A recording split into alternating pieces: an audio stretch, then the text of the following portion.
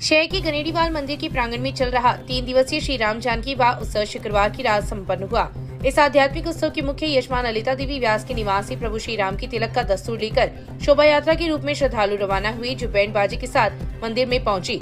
पिछले कई वर्षों से शहर में राम विवाह की इस परंपरा की व्यवस्थाओं को देख रही कमला देवी चांडक ने बताया कि इस बार ललिता व्यास के भावों ने इस कार्यक्रम को अनूठा आयाम प्रदान किया है। जनकपुर वासियों के रूप में तिलक का दस्तूर लेकर मंदिर प्रांगण में पहुंची व्यास परिवार व उनके स्नेही जनों का वर पक्ष की ओर से पुष्प वर्षा कर अभिनंदन किया गया। पूर्व पालिका अध्यक्ष संतोष कुमार इंदौरिया एवं व्यास परिवार की कुलदीप व्यास, राहुल और कुणाल व्यास ने श्री राम का तिलक कर वस्त्र आभूषण भेंट किए। राजा दशरथ सहित सभी परिवारजनों के वस्त्र आदि और मिली भेंट की गई। ललिता व्यास, मोनिका व्यास और सुमन व्यास ने जानकी जी को वस्त्र आभूषण पहनाए। मंदिर पुजारी पंडित किरण ने वैदिक मंत्रोच्चार के साथ तिलक का दस्तूर करवाया। इस अवसर पर प्रभु श्री राम की बारात का स्वागत करते हुए तोरण आदि के गीतों के साथ पारंपरिक रीति रिवाज निभाए गए। विधि विधान से पाणी ग्रहण संस्कार संपादित किया गया। इस अवसर पर पृथ्वीराज प्रजापति, सत्यनारायण सेवदा, अंबिका प्रसाद हरिद्वाल, रिवतराम मून, महेश व्यास, रघुनंदन धरेंद्र, धनराज इंदौरिया, मनोज जोशी, रमेश व्यास, प्रहलाद पारीक, महेश प्रजापत, कुलदीप चौधरी, अरुण रामगढ़िया, रामरतन प्रजापत, सुशील इंदौरिया, संदीप व्यास, भवानी सिंह, लक्ष्मी नारायण बरसिया, मनोज पुजारी, रामचंद्र दायमा, अरविंद मिश्रा, प्रवीण व्यास सहित काफी संख्या में लोग उपस्थित थे।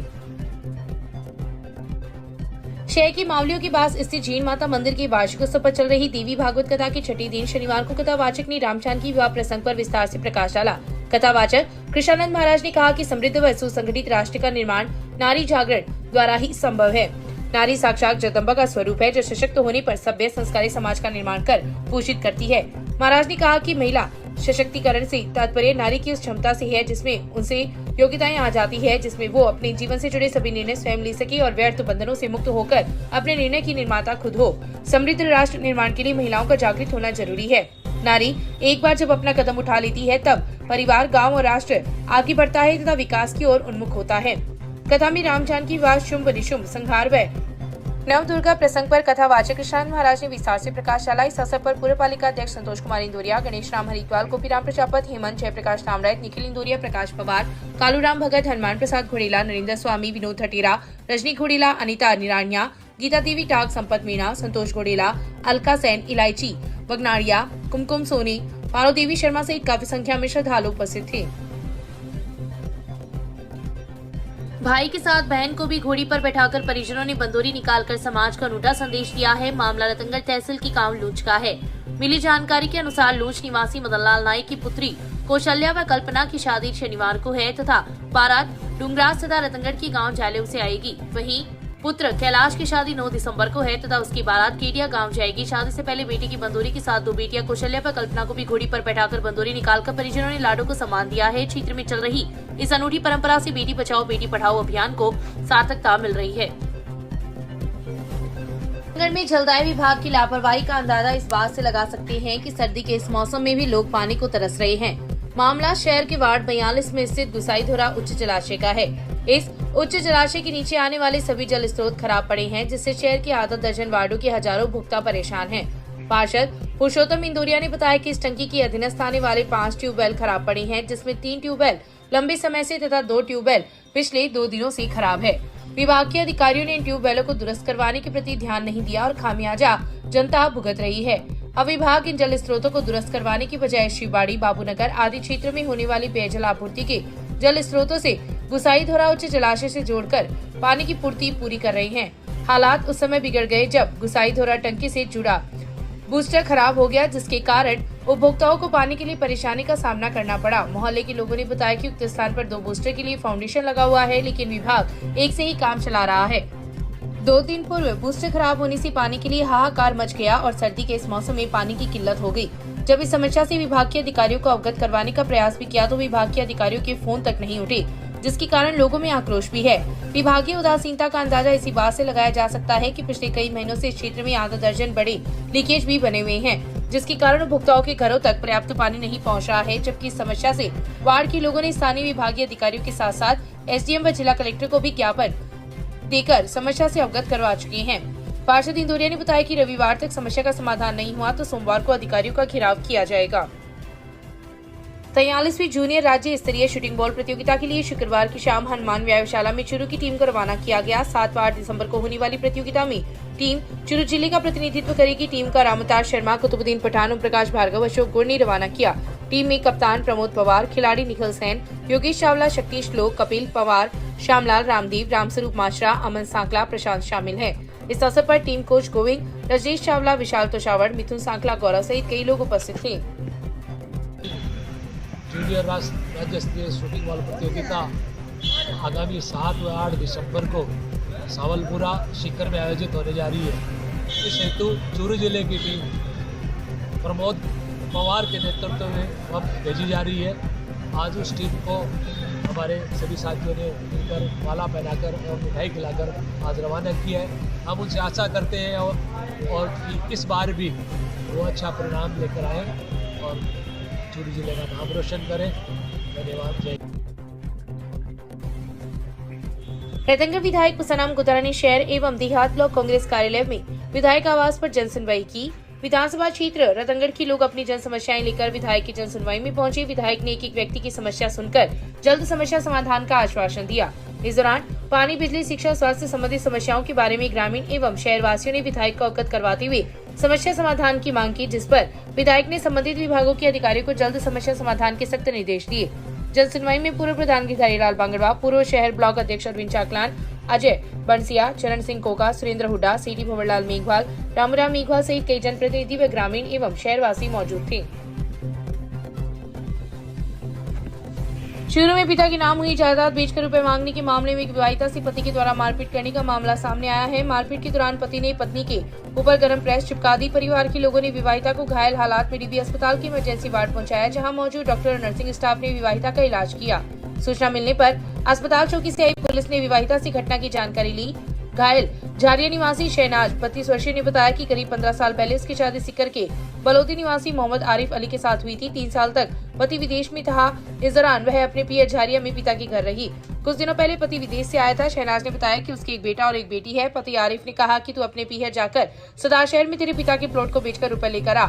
जब विवाहिता ने इस बात से मना किया तो पति ने उसके साथ मारपीट की और गर्म प्रेस चिपका दी। विवाहिता ने बताया कि 10 दिन पहले ही ससुराल गई थी। विवाहिता के साथ अस्पताल में चाचा और बहनोई आए। रतनगढ़ न्यायालय परिसर स्थानांतरण का वकीलों ने विरोध में अपर जिला न्यायाधीश को ज्ञापन दिया है। ज्ञापन में उल्लेख किया गया है कि अभिभाषक संघ ने निर्णय लिया कि न्यायालय परिसर टेलीफोन एक्सचेंज भवन में स्थानांतरण हो रहा है, लेकिन उक्त भवन में पूर्ण सुविधा का अभाव है तथा भवन के पास गंदा पानी इकट्ठा रहता है, जिससे बदबू आती रहती है तथा जल भराव क्षेत्र होने के कारण बरसात के समय में पानी इकट्ठा होता है, जिससे आवागमन बंद हो जाता है। साथ ही अधिवक्ता तथा न्यायार्थियों की बैठने की भी व्यवस्था नहीं है। वर्तमान समय में न्यायिक न्यायालय तथा राजस्व न्यायालय एक ही परिसर में है और ज्यादातर अधिवक्ता दोनों न्यायालय में पैरवी करते हैं। ज्ञापन में आशुतोष पुरोहित, देवेंद्र छोटिया, मनीष वर्मा, रामता ठठीरा, माणक जोशी, सुभाष चंद्र दहिया, योगेश कालीरा, सतीश मारू, महावीर सिंह राठौड़, कमलकांत शर्मा सहित कई वकील मौजूद थे। सर, कोर्ट स्थानांतरण हो रहा है बीएसएनएल ऑफिस में। हम उसका सभी बार संघ के सदस्य इसका पूर्ण जोर से विरोध कर रहे हैं। सर, क्या मांग है आपकी?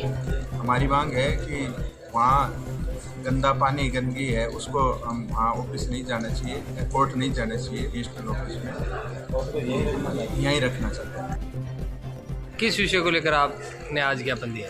रतनगढ़ में जो न्यायिक भवन बने हुए हैं, अपर सेशन न्यायाधीश कार्यालय और एसीजेएम न्यायालय को बीएसएनएल के जो भवन है उसमें स्थानांतरित करने के लिए प्रार्थना पत्र जो इन्होंने प्रशासनिक अधिकारी द्वारा लेटर दिया गया है कि वहाँ शिफ्ट कर सकते हैं, उसके विरोध में हमारे जो न्यायालय के जो अधिवक्तागणों ने विरोध में ज्ञापन दिया है कि ये जो स्थान जो चेंज किया गया है वो पूरी तरह से गलत स्थान का चयन किया गया है। पहली बात तो ये कि जिस जगह ये भवन स्थापित कर रहे हैं उस भवन की बिल्डिंगें खुद लगातार पानी से बरसात के मौसम में चूती है, उनसे पानी गिरता है बिल्डिंगों से। दूसरी बात यह है कि उस जो मुख्य जो सड़क है डाकघर की, बीएसएनएल की जो बनी हुई है, उस सड़क पर 4-4 फुट, 3-3 फुट, 5-5 फुट पानी बरसात के मौसम में पानी इकट्ठा होता है, तो उस रास्ते पे लोगों का आवागमन बन जाता है। उसके पास में गेनानी भी है, उसके सामने गेनानी है, तो पूरे गंदगी प्रदूषित वातावरण के स्थान जो चयन किया गया है उससे वकीलों ने उसका विरोध, उसको स्थान प्रति असंतोष जाहिर किया। वकीलों ने साहब ये जो स्थान जो चयन किया गया गलत किया गया है और हमारी तो मांग ये है कि नया बिल्डिंग बनाया जाए। और दूसरी बात यह है कि इस न्यायालय परिसर में ही न्यायालय संचालित करने के लिए जिस बिल्डिंग को कंडोन किया है उसके अलावा भी अन्य भवन बने हुए हैं जहाँ पर कोर्ट सुचारू चल सकती है। यहाँ पर हमारा जो बगल में जो रूम बना हुआ है ये एडीजे कोर्ट के लिए बार संघ का दिया हुआ बनाने चलाने के लिए घास चल सकती है। सामने हमारे एडवोकेट संघ का जो चैम्बर बना हुआ है वहाँ पर आप न्यायालय चला सकते हो। तो हमारा निवेदन ये है कि ऐसी जगह पर नहीं निकाला जाए, भवन को ट्रांसफर किया जाए जिससे वकीलों को असुविधा हो बैठने की और प्रशासनिक अधिकारियों को काम करने के बाद दिक्कत हो। तो केवल मात्र 2 अधिकारियों के आराम के लिए या किसी सुविधा के लिए और बाकी सभी को परेशान किया जाए, तो उस बात को लेकर हमारे वकील संघ ने गहरा आक्रोश व्यक्त किया है। हालांकि बिल्डिंग कंडोन की दरखास्त दी हुई है और नई बिल्डिंग बनाने की मांग की हुई है, तो नया जो बिल्डिंग का है उसको निर्माण के प्रारंभ कर दिया जाए। 2 साल हो गए इस मांग को पेंडिंग रखे हुए। तो इस बिल्डिंग को कहीं अन्य स्थानांतरित करने के बजाय हमारा निवेदन है कि बिल्डिंग को ही सुचारू चलाया जाए इस न्यायालय परिसर में जब तक नए भवन का निर्माण नहीं हो। और बीएसएनएल जो भवन है वो पूरी तरह से किसी भी तरह से न्यायालय परिसर के लिए उपयुक्त नहीं है, न वकीलों के लिए उपयुक्त है। इसका हम सभी संघ के जो साथी हैं वो पुरजोर विरोध करते हैं। धन्यवाद। रतनगढ़ की उतरादा बाजार में हुई 3.25 करोड़ रुपए की चोरी प्रकरण में पुलिस को सफलता मिली है। पुलिस शीघ्र ही इस प्रकरण को लेकर खुलासा कर सकती है। एक गैंग के कुछ संदिग्ध लोगों को पुलिस द्वारा हिरासत में लेने की सूचना मिली है। उल्लेखनीय रहे कि रतनगढ़ के उतरादा बाजार में छगनलाल सोनी की ज्वेलरी शॉप में 30 नवंबर की रात चोरों ने पीछे से छत पर चढ़कर दुकान में प्रवेश कर 3.25 करोड़ रुपए के सामान की चोरी की थी, जिसमें 17 लाख रुपए की नकदी भी शामिल है। पुलिस की माने तो शीघ्र ही घटना का पटाक्षेप किया जाएगा।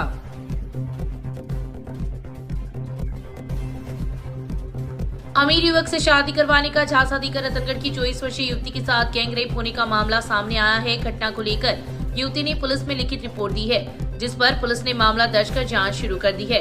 पुलिस ने बताया कि युवती द्वारा दी गई रिपोर्ट में उल्लेख किया गया है कि गांव मेणासर निवासी दीनदयाल सिलेंडर लेने के लिए उसके घर आया। युवती कमरे में सो रही थी तथा परिवार के सभी लोग बाहर गए हुए थे। इस दौरान उसने अपनी बातों में बहला फुसलाकर कहा कि अमीर आदमी से शादी करवाने का झांसा देकर जयपुर भेज दिया, जहां पर दीनदयाल का दोस्त रामलाल मिला। रामलाल ने 29 नवंबर को उसे 2 औरतों को सौंपते हुए कुचामन जाने के लिए कहा, लेकिन कुचामन से उसे नागौर की बस में बिठा दिया, जहां वह 3 दिन तक भूखी प्यासी रही। 4 दिसंबर को 3 लड़के नागौर बस स्टैंड पर मिले, जिन्होंने अपना नाम बताते हुए उसे कुछ खिलाया पिलाया। बाद में युवती को बहला फुसलाकर एक धर्मशाला ले गए, जहां पर उसे नाश्ते में नशीला पदार्थ खिला दिया और तीनों ने उसके साथ दुष्कर्म की वारदात को अंजाम दिया। विरोध करने पर जान से मारने की धमकी दी। जब युवती के भाई के आने की सूचना मिली तो वे लोग उसे छोड़कर चले गए। पुलिस ने जब तीनों लड़कों को पकड़ा तो उन्होंने अपना सही परिचय बताया। पुलिस ने दीनदयाल व उसके साथियों के खिलाफ मुकदमा दर्ज कर जांच शुरू कर दी है।